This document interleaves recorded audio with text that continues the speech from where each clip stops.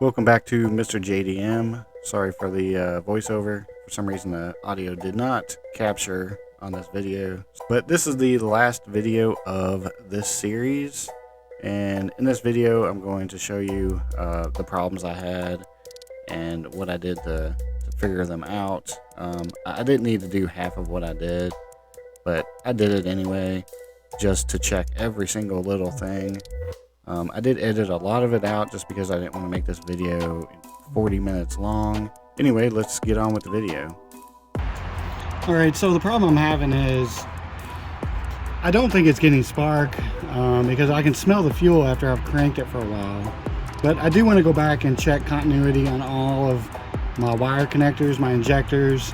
All the ECU connections are correct and the distributor connections are correct. I've double checked all that. So now let's do continuity test. On your multimeter you should have a little symbol like this. That's for sound.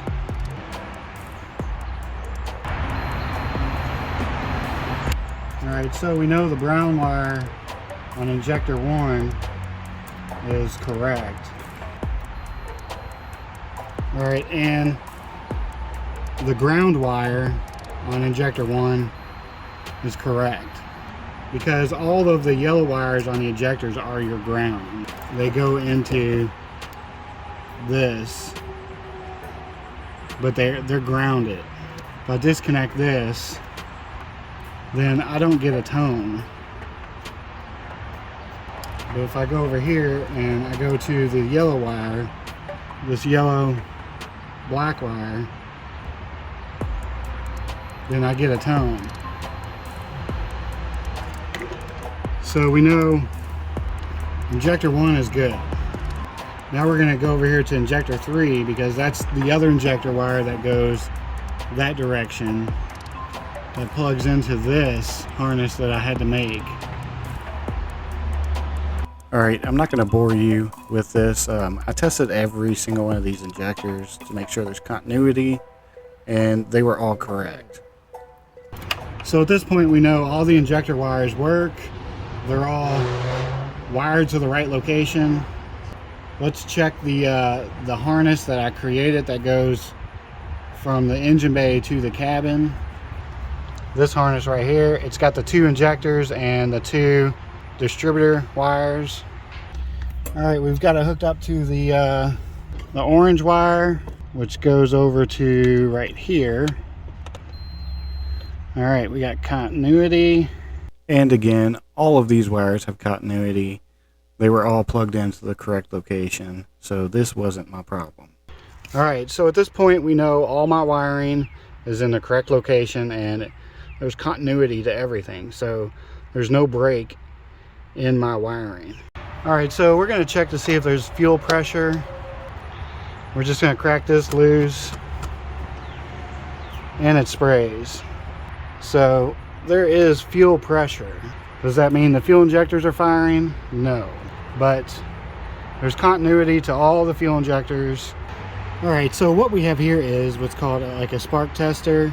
You plug this into the spark plug and then this into the spark plug wire. When you crank, this light should flash.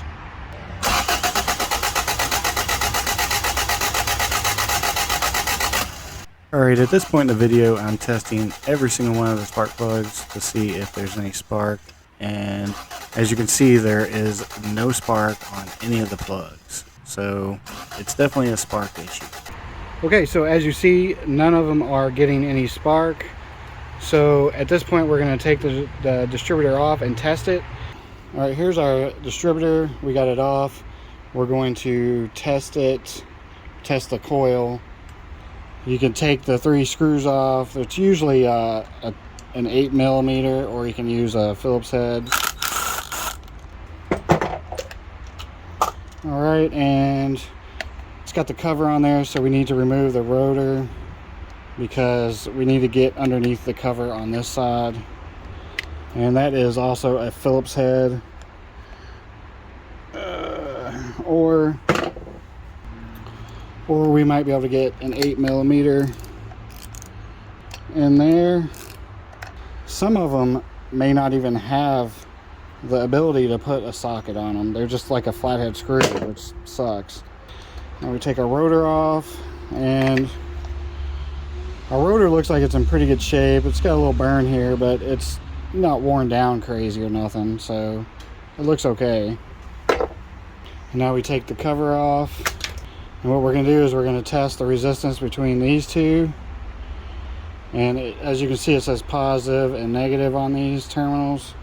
So we want to take our multimeter, put it on 20K, on ohm, 20K, turn it on, and then we're going to test the resistance between these two, and it should be somewhere between 13 and 19. If that is true, then it is good. And I'm getting, oh, there we go. So we got 1688. Let's try the other side. 168889. So this coil is good. Let's try between the positive and negative. Alright, so there's resistance there. It's an open lead, so the coil's good. So let's check the wiring on the distributor. It may not even be getting power. Or we could have a problem with our cap. Unlikely, but it's possible. Let's go ahead and check our rotor. I'm not getting anything. So it might be this. I have this other rotor. Let's test that one, make sure. Yeah, see?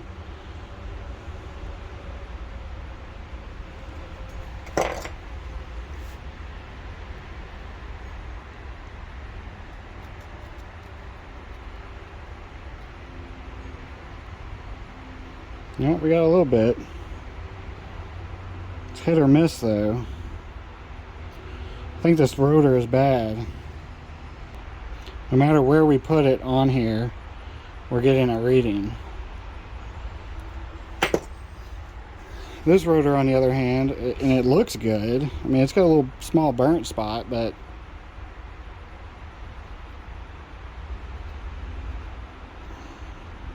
I mean, we have to get it in the right place to get a reading. So I think the rotor's bad. Let's swap over to that other one. And let's test our cap while we're at it. Test down in there. And then test here. And we get a reading. And then all of these are basically is what that is. Inside each one of these, and there's a reading on all of them, or at least that one. I would assume the rest of them also have a reading. So let's swap out our rotor and see if that works. So I went ahead and pulled the coil pack out, and you can see right here there are some burn marks, and then along this side it's pretty toasty. So I went ahead and replaced it with the one out of the original engine, the D series, because it's the same part number, and that one was also good, but it did not have any of the burn marks on it, and it just looked a lot nicer. Alright, so it's like 9:45. I've been out here all goddamn day trying to figure out why this thing won't get spark. So I ended up replacing the coil inside the distributor with the one from the original engine. It's the same coil, same part number. And then my dumbass, I had these two wires swapped. So like I said before, that all of my distributor wires are correct. Well, I guess they weren't, because this ultimately was probably the problem. I mean, the coil was a little burnt up, but it still worked. Now the rotor, on the other hand, that's questionable. It was hit or miss with that, so I'm glad I went ahead and replaced that as well. But again, at this point, it still would not start, and I could smell fuel. It's definitely getting sparked now, but it just wouldn't start, so I was stumped. So I went to test the injectors just to see, because they are used, just to see if they worked and see if they're actually spraying. Alright, so I pulled the fuel injector rail and I put these bottles underneath the injectors because I want to make sure that the injectors are actually injecting. Let's clip on the wires and try to start it up, or start the ignition, and see if fuel is actually flowing through the injectors. Alright, start it up. Alright, so the injector fell out of the fuel rail. That's not going to work. I didn't think it would create that much pressure, but I guess, yeah, 40 pounds, that's a lot of pressure. Alright, so we put some zip ties up there to maybe hold the injector down. Alright, take two.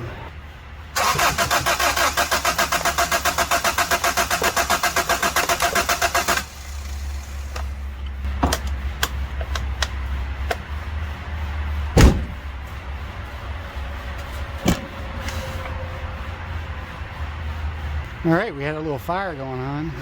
Let's watch this. Alright, so I found that really fascinating. I made it a little bit better. You can see this one better, and I zip tied the fuel rail. That way the fuel rail doesn't move. But yeah, let's do it again.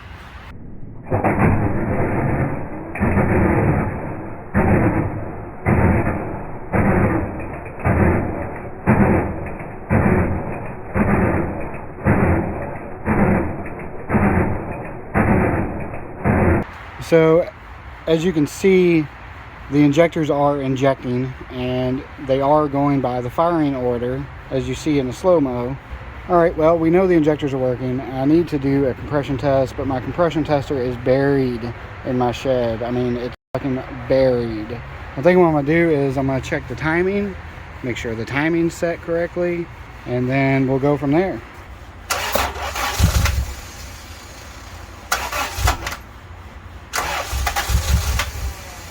Alright, as you can tell, the timing is off by the way it starts and kind of backfires a little bit, so there's definitely a timing issue.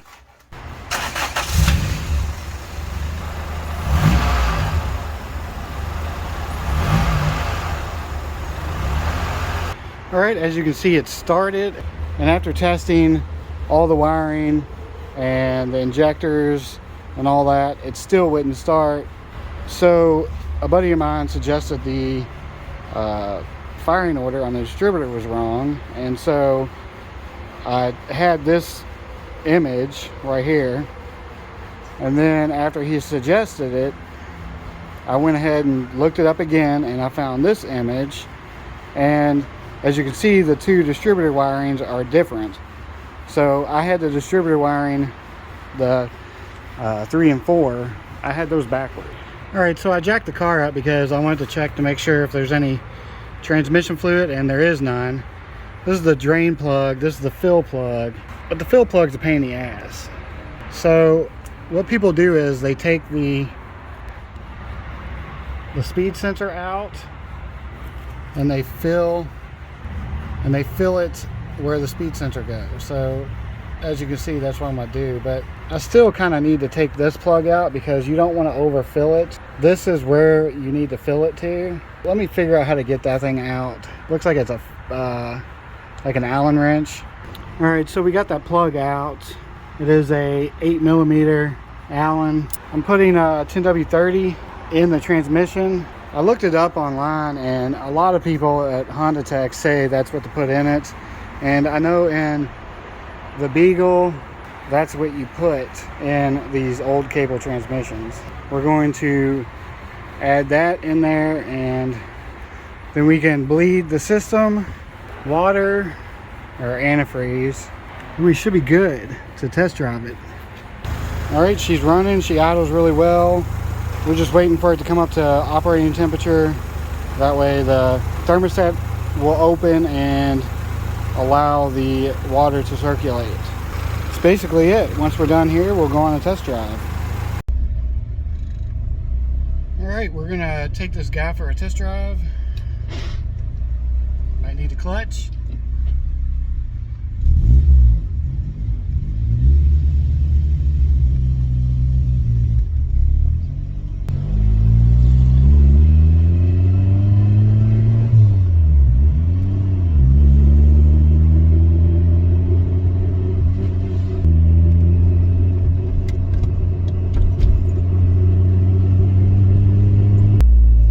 Definitely not used to this car.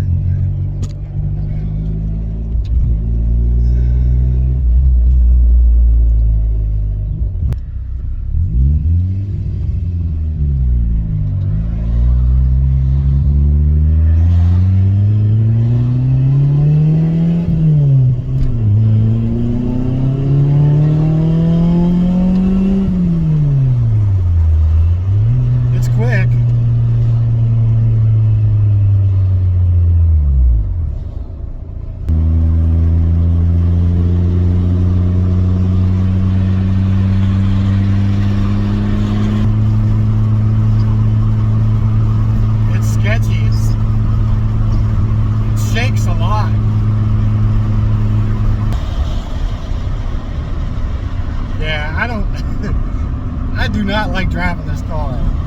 It is super sketch. It is fast though.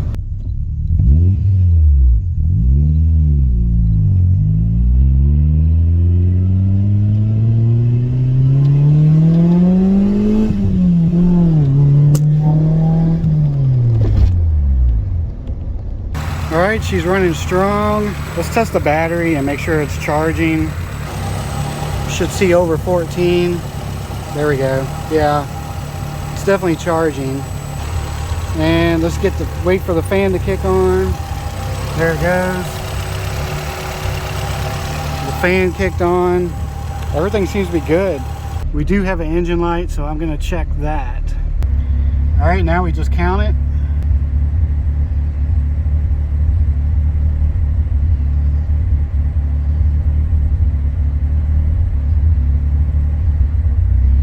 Alright, so the codes are 9, 10, and 14. That would be the distributor, the idle air control valve, and the intake air temperature. This sensor is probably bad.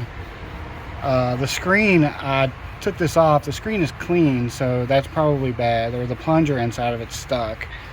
The distributor, I don't know. I think there's a sensor or something in there that's bad. I replaced the coil, but that's as far as I got with that. But it runs great, so you know the new owner can deal with that. There's small, simple stuff. You know, he can get it home, he can drive it around. They're just small things that he can take care of. But overall, this car is done. I don't know what else to do to it. She's a little sketchy to drive on the highway. The steering wheel starts shaking real bad, but she's pretty quick. Of course, I'm used to the single cam, the Beagle, the single cam, the Red Wagon single cam. I mean, this is a B20, but this thing is slow as shit. And then my wife's car is a K24, but you know, it's a lot different driving around in a small car that's fast than a bigger car that's fast. Plus, this thing's old. The suspension needs work. I mean, it's sketchy to drive, but I don't know. It's done, finally. Thank God. We shall continue with another project. But it's been a fun ride. I appreciate you watching. I hope I included all the details and everything that could possibly help you. If you have questions, please join the Facebook group, because it's super hard to answer questions, like detailed questions, in the comments below. So just join the group. You can post your questions. I'll do everything I can to help you out. The link is in the banner or in the description for the group. It's MrJayDM Facebook group. Well, with all that being said, thanks for watching, and I will see you all in the next video.